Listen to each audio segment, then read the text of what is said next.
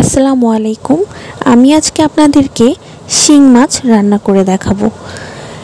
আমার এই recipe follow করে যদি আপনারা রান্না করেন, ইনশাল্লাহ আপনাদের অনেক ভালো লাগবে। তো চলুন দেখে নেওয়া যাক আমার আজকের রেসিপিটি। আমি এখানে হাফ কেজি পরিমাণে শিং মাছ কিংবা জিওল মাছ সুন্দর করে কেটে পরিষ্কার করে নিয়েছি। এখানে 10-12টা কাঁচামরিচ আমি ফালি করে রেখেছি, আর হাফ কাপের একটু বেশি পেঁয়াজ কুচি নিয়েছি।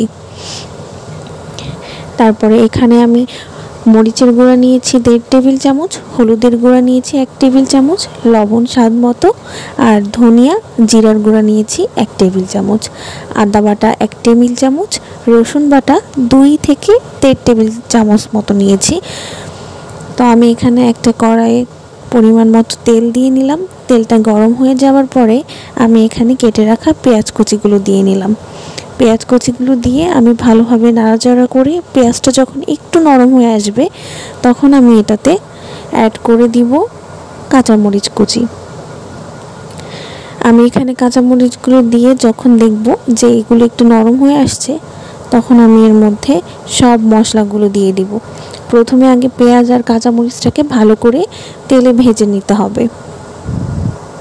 ভেজে নেওয়ার পরে আমি আমার সব মশলাগুলো দিয়ে দিলাম।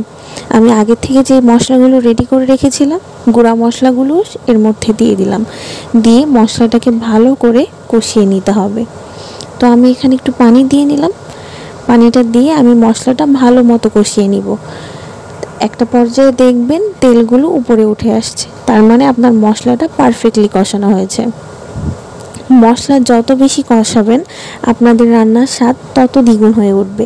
তারপরে আমি এখানে মাছগুলো দিয়ে দিলাম। মাছগুলো দিয়ে আমি মাছগুলোকে ভালো মতো এই মশলার সাথে কষিয়ে নিব। কষিয়ে নেওয়ার পরে আমি সামান্য একটু কষানোর জন্য পানি দিব, না হলে নিচে লেগে যাবে। আমার মশলাগুলো খেয়াল রাখবেন যেন মশলাগুলো নিচে লেগে পুড়ে না যায়। তারপর আমার এখানে কষানো শেষ। আমি এখানে হাফ কাপ মতো পানি দিয়ে নিলাম। এই পানিটা দিয়ে আমি ততক্ষণ কষাবো যত মাছটাকে অর্ধেক পরিমাণে আমি সিদ্ধ করে ফেলবো।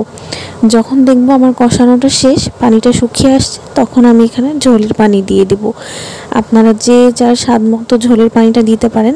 আমি এখানে একটু তরল ঝোল রাখবো, কারণ শিং মাছের ঝোলটাই মেন। তো হয়ে গেল, এই দেখেন আমার শিং মাছ রেডি।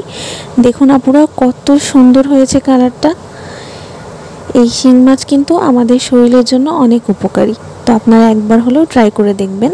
আর আমার রেসিপিটা যদি ভালো লেগে থাকে, অবশ্যই আমার চ্যানেলটাকে সাবস্ক্রাইব করে পাশের বেল আইকনটা ক্লিক করে রাখবেন।